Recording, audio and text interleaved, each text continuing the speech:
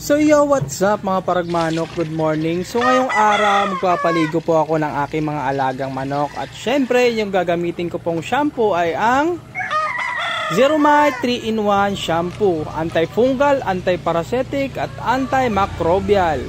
So kagandahan po dito ay pinapatay po nito ang hanip at kuto para sa nagsisimulang tibak, para sa buni at iba pang sakit sa balat ng manok. So haluin lang po natin ang isang sachet ng Zeromite 3-in-1 shampoo sa 2 galong tubig.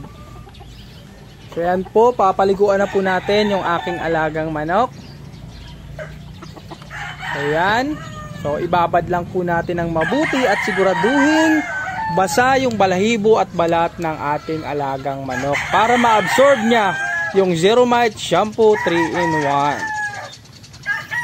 So ang kagandahan po dito mga paragmanok is pag napaliguan na natin yung ating mga alagang manok at natuyo na yung balahibo, makikita nyo po yung resulta. Talagang makintab yung balahibo at makikita nyo yung muka, napakapula.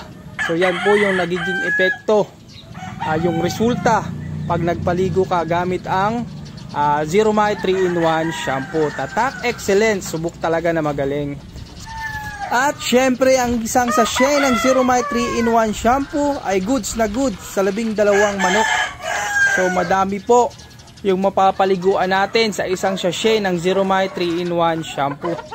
So ito pong pinapaliguan namin is may exam po sila sa November 16. Hopefully makapasa sila sa exam para makapag-exam ulit sila sa December 16.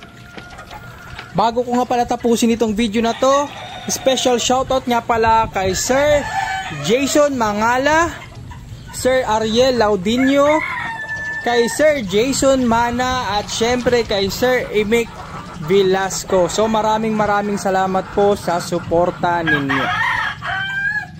So ayan, make sure lang po na nag-absorb yung Zeromite 3-in-1 shampoo sa balahibo at balat ng ating mga alagang manok.